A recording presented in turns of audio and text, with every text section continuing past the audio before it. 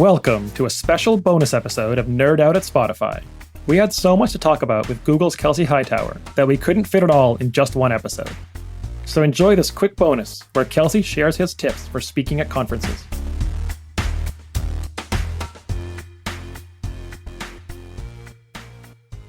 You've consistently delivered really great conference talks, and whether they're live demos or just talking about things. And I think a lot of us have watched you, I'll say grow, but I mean, you were always good, but have just watched over the years from like the first KubeCons, the early times to where you are today. Can you talk a little bit about both kind of the process that you've gone through and how you've been able to be this good consistently always on any stage? If I think about my speaking progression, when I started doing conference talks, I felt that I had to do it like everyone else. You got to have the slide decks, you got to have the speaker notes, you got to be spitting facts, you got to stick to that, and that's it. And then what I realized is that when I watch other people talk, I don't want much of any of that. I actually want to know what this person thinks on a subject. I'd rather than be wrong with an opinion than be right with a bunch of facts I could have got from a website. And so I decided that, you know what I'm going to start doing? I'm going to make sure I only talk about things that I actually care about, that I'm actually convinced of or have a real opinion about. And then what I'm going to do is I'm going to compose my entire talk like a live jazz set. So the demos are code that I've completed, pain that I've gone through to do all the integration work. And then if I'm confident that it works, I can just put it there. It's like a piano. The song I'm going to play is up to me. I can show more of the first part. If people are really responding to a part of the demo, I can go deeper. I can bring it back later on. But it gives me this freedom on stage to actually do the other part of any great presentation, which is establish some connection with the audience. And I started to learn that it's much better to have a story than just show people a bunch of technical bits. Why are you writing code like this? What happens if I were to use gRPC? It isn't just a better, more efficient on-the-wire protocol. That's pretty boring. That's factual. But what's the story behind it? And so what I got more comfortable doing was just telling the stories. In this environment, I had this situation, and here's one way you could solve it. And you show it and people laugh. And you say, but we're not going to do that because that would be bad, right? And now people are like, there's a story. Now we're going to actually take this story and go deeper with it. And so now it's me and the audience. And when I look at people in that audience, I'm making eye contact. I'm really trying to understand what they feel. And you watch people just lean forward. And then so overall, I started to work a bit more on the storytelling component. Can I recreate that environment that made me feel like this was worth talking about? And when the answer is yes, I think those are the talks people remember. They're like, wow, this is not what I was expecting, but I'm glad that this is what I got. And is that just reps, or was there kind of concrete points you went through to develop the storytelling to get to the point that you're comfortable enough to be looking around the audience for eye contact and for reactions, for all the things you listed? Yeah, I think it just came out of necessity. I literally got tired of trying to rehearse. Like rehearsing a talk, you can do it. And I've seen people do it and they do it well. But I wanted to just be more free. I just wanted to be more freestyle. So what I did was just say, I remember there was one KubeCon, it's probably one of the last KubeCon talks I did. I was like, no demos, no computer, no laptop, just story. Could I pull it off? Can I still do a talk without my crutches? Because at that point, the demo is a great tool. If anything else isn't working, if the demo is cool, it's probably going to be a pretty decent talk. And so I just realized that I'm going to have to do all the storytelling elements. I'm going to have to be able to make all the connections. There's no laptop to hide behind. There's no demo to dazzle the crowd. It's just going to have to be story. But what I realized is that we're actually, as humans, we're pretty good at storytelling when we're comfortable, right? If you had to tell someone what happened, you set the whole scene up, that you got to pay attention to their body language. Like, where were you exactly? You do all the right things. You tell them the street signs. You tell them everything. And so I just started doing that. The same way I would talk to my friend group, I just talked like that on stage. And so I just got more comfortable with that. So I think it's really a part where you're comfortable. And I would say this, the audience also has to give you permission. It feels like some audiences, they only want the facts. So it's a bit harder to pull this off. And this is why I started doing keynotes only. I remember on Twitter, I was like, I'm done doing the technical track, deep dive on Kubernetes internals. I don't want to do that anymore. I'd rather throw that on GitHub, let you read about it. But keynotes are like everyone's in the same room. High level marketing, people that are engineers, low level. So you have to give a talk that appeals to everybody at the same time. So I felt like that was the perfect environment. And I felt like the people in the audience gave me permission to do it that way. Yeah. I think it's really amazing just listening to you talk about that, because so much of what you said, I think, is very counterintuitive to how someone else would look at it. You called demos a crutch. And I think with most people I talk to when they're creating presentations for big conferences, they're scared of their demo. They have to get just the right demo and it has to work and everything has to be right. And then you ended by saying only doing keynotes. And I think with most people I know, the thing they're most scared of is this place, everyone's in their room, just a room with as much as 10,000 people in it. And you said, demos are a crutch and the room with 10,000 people is better for me. Yeah, because so here's the problem I think people have with demos. They script out the demo to be so rigid. They rehearse every step working perfectly. That on stage, when one thing goes slightly wrong, the latency is a little high because you're on conference Wi-Fi and the thing doesn't return or it times out, then the person just lost. They're done. They're like, oh, this wasn't supposed to happen. I scripted it out to be exactly these commands and it's not working. Now I'm done. I don't approach demos that way. I approach them just like this live instrument. I can do whatever I want with it.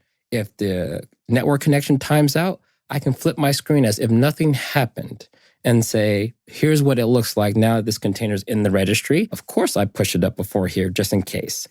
And so I always think about it as I have so many ways that I can go with this thing, because if it breaks, then maybe we switch to live debug and I open up the code and say, all right, let's look at this really quickly. Oh, I see the issue.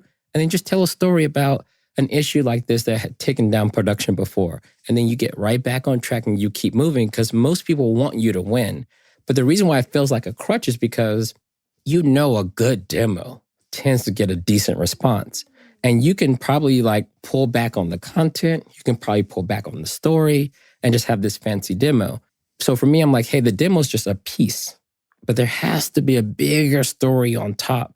And you have to put as much effort in the story as you put in the demo. Yep.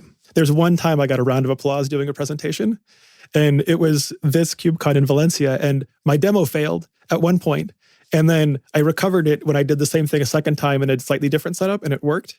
And whatever I've done before, I'll be telling a story, I'll have a great demo, whatever. It's just a story, people listen, I try to engage. And this one time, because the demo didn't work, but then did because I fixed it on stage, was a thing that got a round of applause from the entire room. Because it's real, and then it's a cliffhanger. Is he going to be able to fix it? Oh, he's going to try to. Oh, it's working. And they're along for the ride as well. So yeah, it feels like this is a natural response when you see someone succeed. Yeah, exactly. And it's certainly not a thing you think. I mean, if I was scripting it, I certainly would have thought, oh, I should fail at this. I should make it not work, because then everyone will pay more attention through the rest of the presentation. But you're completely right. I'll tell you one of the moments where I'm so glad that I was well-rehearsed on being spontaneous. I'm at Google Cloud, maybe 2018, San Francisco. And this is like when containers are just at the peak of all the talk. And the stage is humongous. Maybe there's 10, 15,000 people in the auditorium, 35,000 people at the conference. And the marketing team was like, yo, where's your script? Where's your speaker notes? And where's your slides? I was like, I don't have any of those. And so when I came on stage, the teleprompter said ad lib. And we came out of these containers, they just rotated, and then there we were, facing this entire crowd. And I'm building an app from scratch. And you're building the app, you connect the database, you deploy it to Kubernetes. And I think I was showing off our serverless stack. And I had this thing where this part was pre-scripted. I put an answer or question on Stack Overflow about how to build a production-grade cloud function. And I had one of my colleagues paste my answer, like, here's the code. So my goal was that during the live demo, I was like, hey, if you're a developer, I'm going to give you one trick. All of us senior developers, we go to Stack Overflow to get our answers. And so people were just like, okay, this is funny. But I had a new computer that they made me set up for the event. And so when I went to go and copy and paste the code, all of these pop-ups were getting in front of my cursor. And I swear it felt like an eternity. But I'm sitting there and I'm trying to like copy and paste, but I can't get my cursor in the right spot. I didn't even think about the keyboard shortcuts or anything. So it's embarrassing. I'm sitting there in front of all of these people.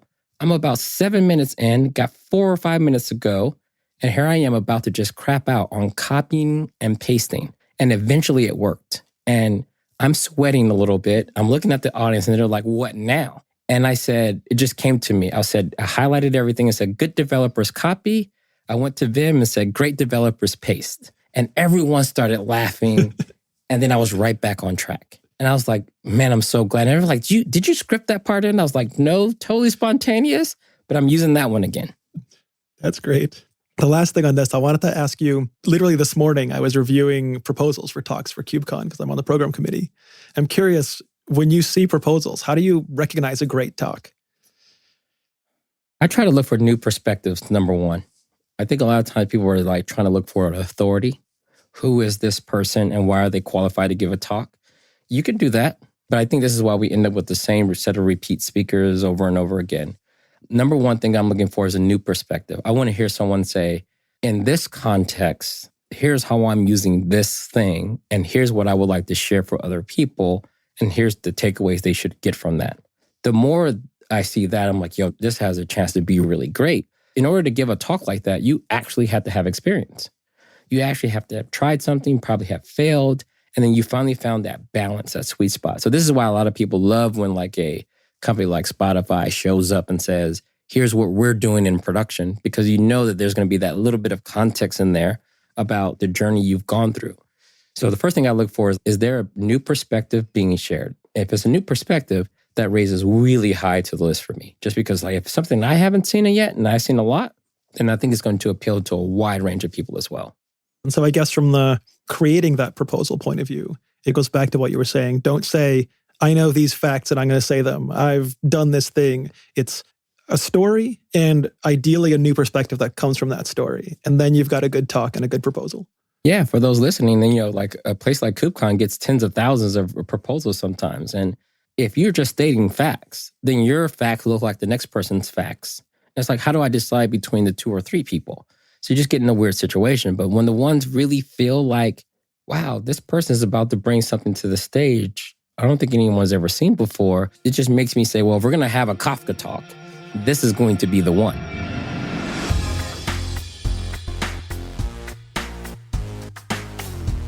Thanks again to Kelsey for nerding out with us at Spotify Studios in Stockholm. Next time on Nerd Out at Spotify, the first episode in our series on machine learning. Follow and subscribe to make sure to catch it.